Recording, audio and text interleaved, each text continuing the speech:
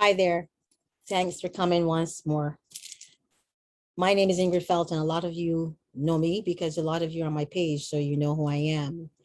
The topic that I chose for today is something that is dear to me, and it's also something that I have experienced in my relationships. It is the topic of addiction and how that can affect everyone in the relationship. Addiction is not just an individualistic problem. It's an individualistic problem that can affect the collective. It affects everyone involved with that person or that individual. It goes through and passes through boundaries, and it can affect not only the person who's suffering from the addiction, but it affects the spouse or partners or, the family members, children, everybody. There's so many atrocities that happen when addiction is present. There's so many things that addiction can promote, even without recognizing the energy that comes with the addiction. And today I want to talk about that energy. If you are an addict or you're in a relationship with someone who's an addict, whether it's drugs, sex, finances, like gambling, or any other form of addiction, first you need to recognize that you have the problem. And then secondary, you have to also acknowledge how your problem is affecting everyone else. But most times what happens in relationships where addiction is present is that the person is not aware that they have a problem, or to minimize the extent of the problem, or minimize period that there's no problem. And then the other person spends most of their time, efforts, and energy trying to convince that person that not only do they have a problem, but that they need help. And that's the hardest part. The hardest part is getting someone to get help that doesn't acknowledge they have a problem, first of all. Now, I'm not an addiction specialist, but I was once married to a man who was triple addicted: drugs, alcohol, and gambling. He had what everybody knows as an addictive personality. An addictive personality is not necessarily the groundwork or the foundation for addiction, but it can exacerbate it and make it worse.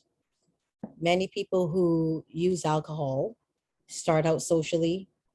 Their children in certain cultures that drink alcohol from the time they're 5 years old.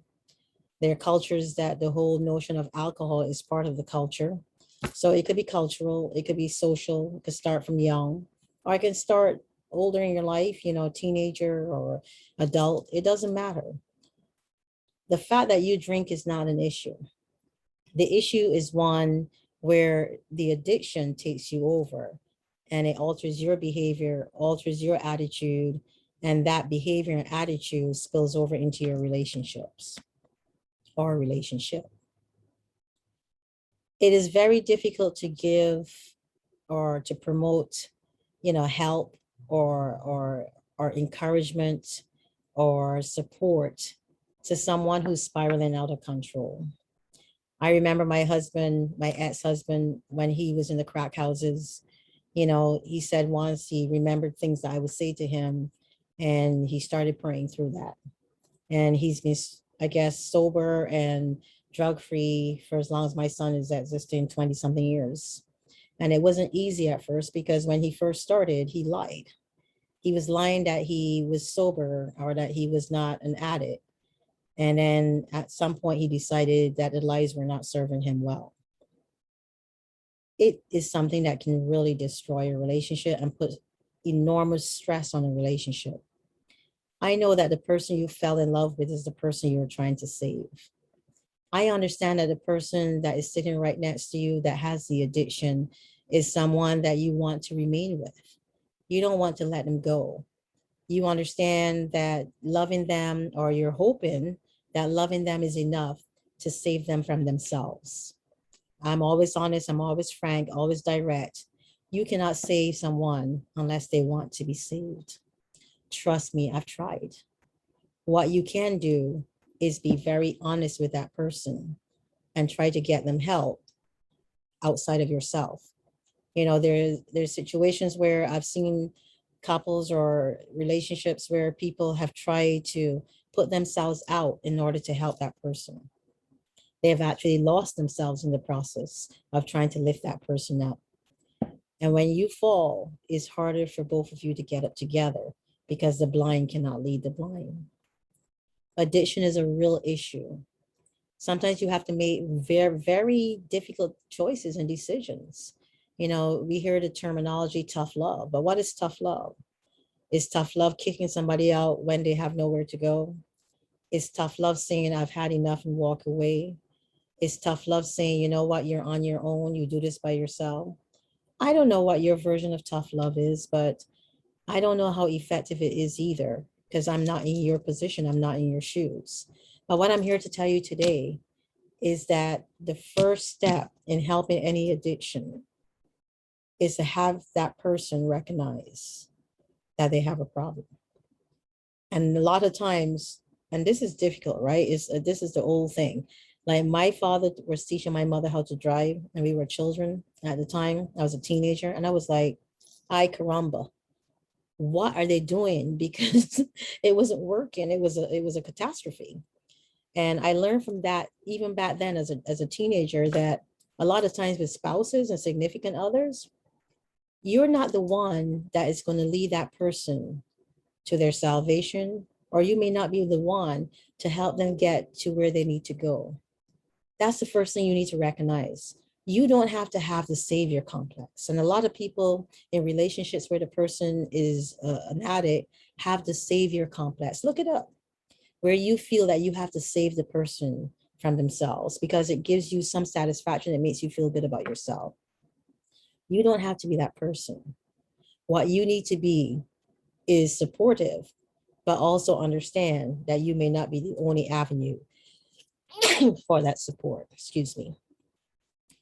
Supporting your significant other or the person that has the addiction through the most difficult time of their life in your life is important, but recognizing when you're limited, recognizing when the odds are stacked against you is also very important.